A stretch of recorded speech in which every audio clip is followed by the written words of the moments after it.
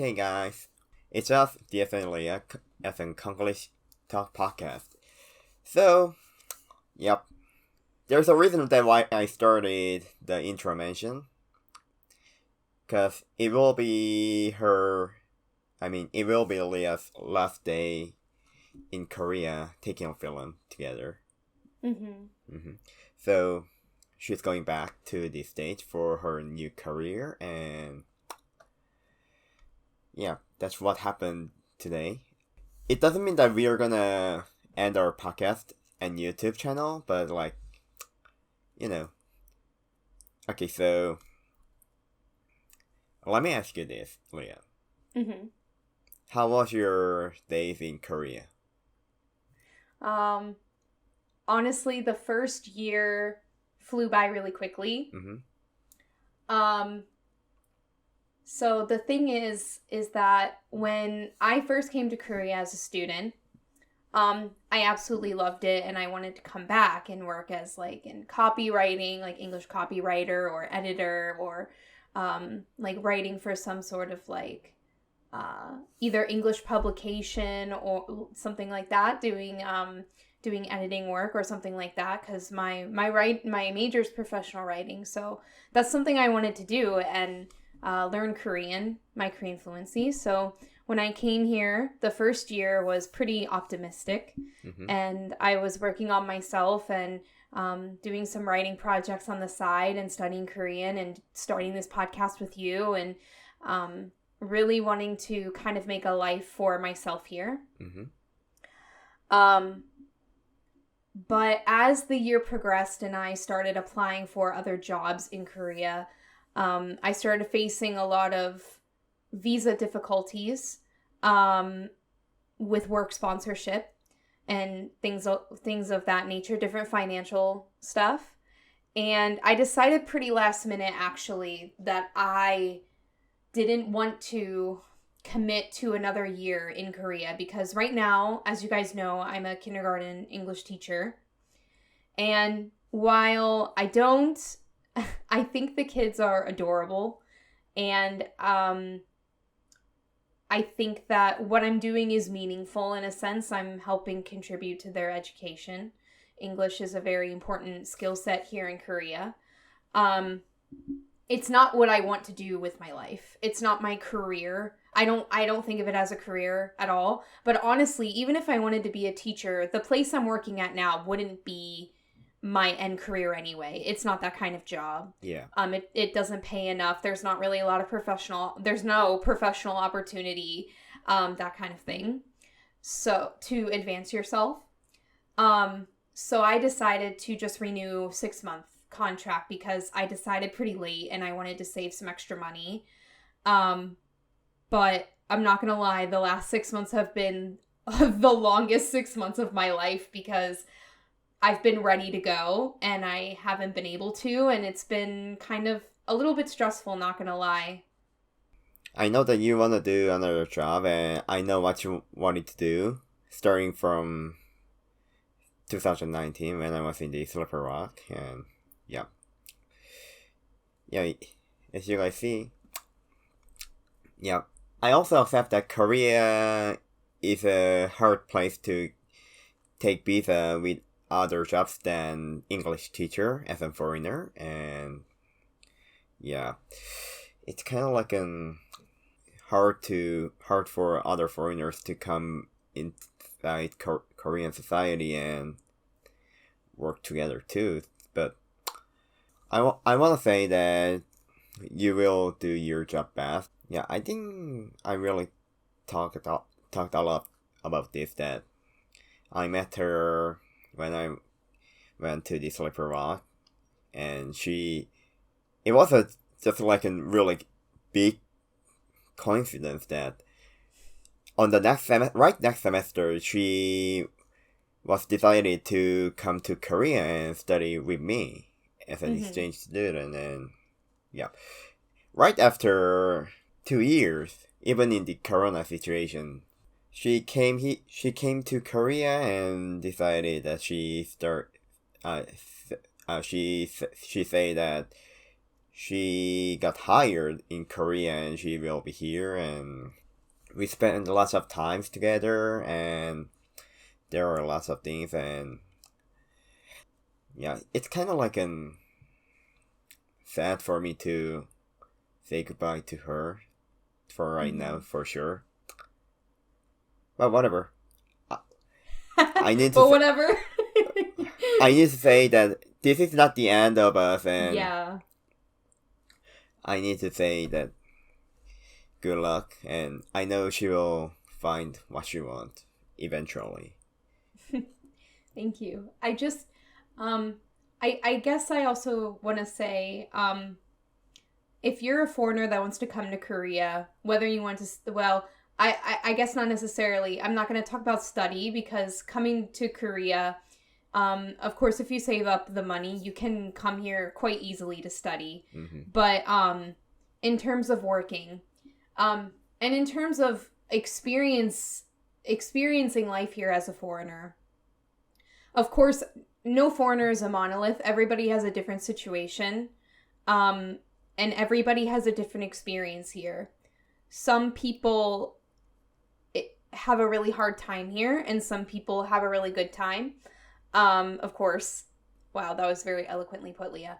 What I mean to say is that there are some foreigners here who don't really have a problem with only being English instructors, whether that be for public school, private school, or they eventually stay here so long that they eventually either get married to a Korean and they get a more flexible visa that way, or they're here for years and years and they're able to build up enough points to qualify for a long-term visa on their own, which takes a pretty long time to do.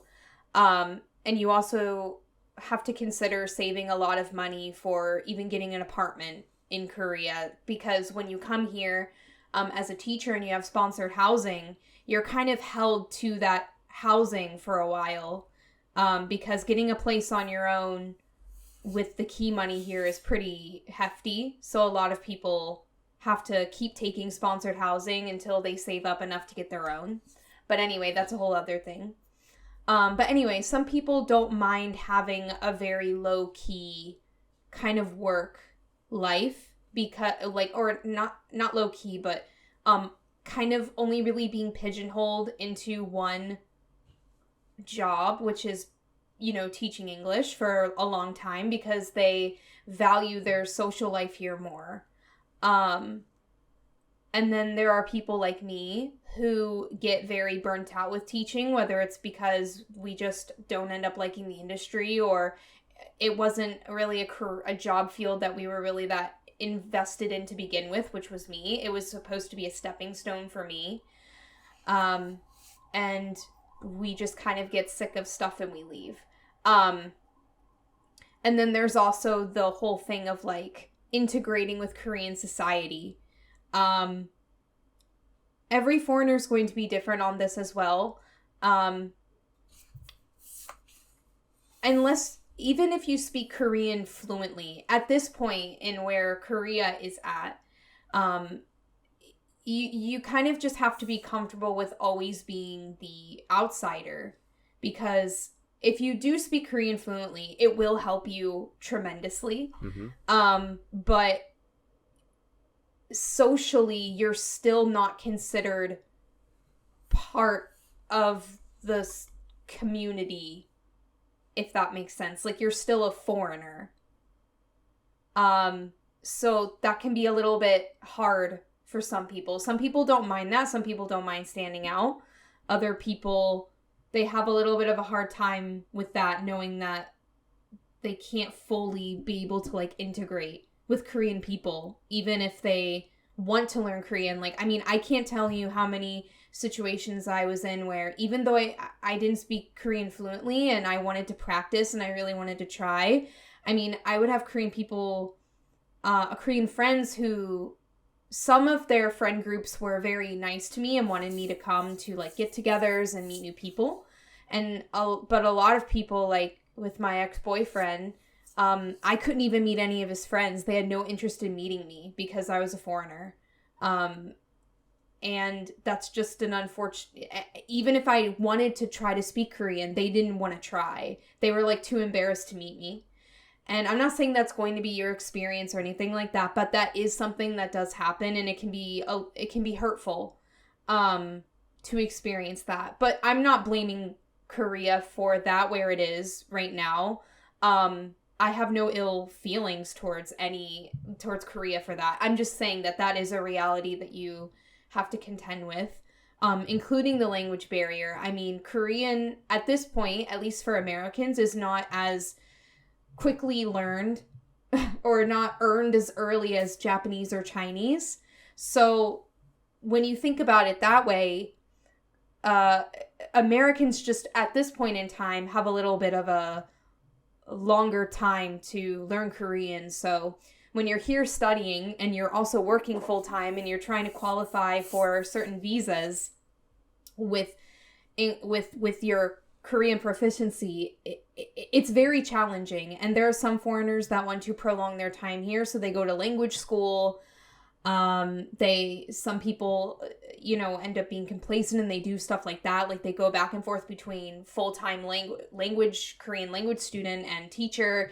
And before they know it, they're here like 6 years and they're like, that's all I've done. And for some people that ends up working out for them because they just like living here. For me, that would be a nightmare because as much as I love Korean, I love learning the language, I'm so terrified of being out of my field for that long. And then it's like 3 to 4 to 5 years later and I'm like, fuck, I've been out of any kind of I've been out of any kind of industry where I developed a niche for myself. And then my major became obsolete because I've been out of the workforce for that long, out of the workforce in terms of other than teaching. Mm-hmm. And that's scary for me, and I don't want to do that. Like, I'm already paranoid, and I've been here for like a year and a half. So, but that's just my experience. Some people don't feel that way, and some people want to be lifelong teachers, so it works out for them. They just get their license on the side and stuff, like teaching license. But I worked very hard for my degree, and I don't want to be out of the industry for any longer than I have to. So I really want to stress that if you are not an education major, or if you are not somebody who is thinking that you want to eventually pivot into education, like eventually getting your license or something like that, I do not recommend coming here as a teacher and trying to find another job, because I'm not saying it's impossible, but it is extremely difficult, especially because you are sponsored and you cannot leave your contract whenever you want. If you quit your job, you have to leave the country. You can't freely go and get another job. That's long-term visa privileges. You can't do that if you're sponsored here. The only way you can do that is with a letter of release. Most schools aren't going to give that to you unless you pay for it or you find a replacement for yourself or something like that. But then you're out of housing. In that case, it's a lot financially to consider. I thought about getting a master's here, decided against it because I feel I should go to the workforce first before getting a master's. And it's complicated because in Korea, I mean, unless you want to go into Korean studies or international relations, there aren't many programs that are going to be in English.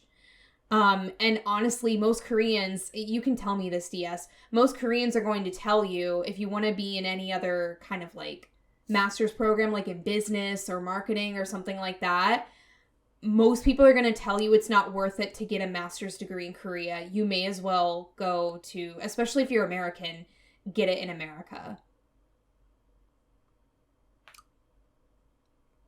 So it's just one of those things where I ended up kind of just running out of options, and it's okay, either be here for a really long time or, get the ball moving. And I had a few interviews here. But the problem was I didn't have the freedom to leave my job. Some people go on a job seeking visa after they finish their contracts teaching here to find another either teaching job or another kind of job. However, is financial things that you have to keep in mind. You do have to have a certain amount of money by immigration, because you can't work during that time. So you have to have a certain amount of money in your bank account. You'll have to start paying for health insurance out of pocket. Because your employer pays half of it. So you're going to have to pay full when you go on a job seeking visa. You have to find your own accommodation if you were sponsored, which is also money. It's very expensive to do that. And for people who may have, help at home, like there are some foreigners that may have like parents who are able to give them money or something to find their own place or whatever. I'm not in that situation. So if you're also in that situation, unless you have a friend who's willing to take you in here, I don't really think, it's a job seeking visa is hard too.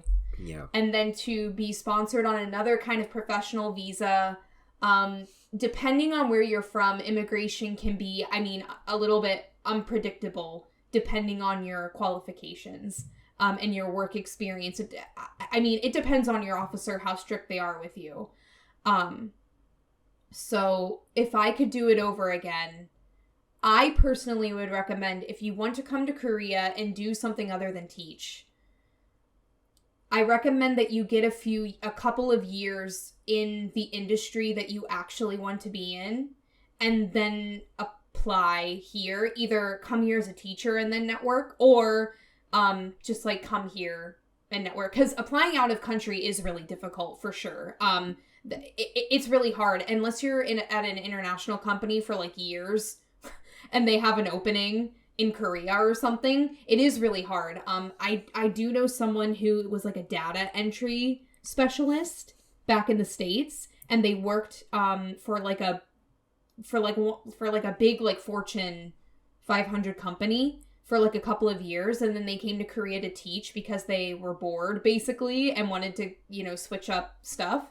And they came here and they taught for a little bit, and then they ended up getting a similar job here in Korea because it really helped with immigration that they were with a Fortune 500 company before coming here, had a few years work experience under their belt. Now they're here in Korea. They had other connections in Korea. They applied for jobs in country, and they ended up getting a really good job, and now that's what they're doing here in Korea. So I personally would recommend that route if you are somebody that doesn't want to really be a teacher, because it will burn you out if it's something that you really don't want to do. Teaching is a calling, 1000%. So that's just kind of my advice.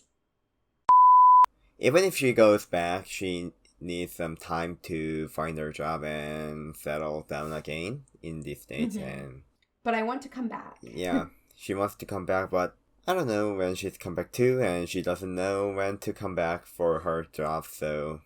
Yeah. This is the end. No, not the end. So... This is a break. We'll keep going, and... Yeah. Anyway, she will be back here, and I'm still here, and...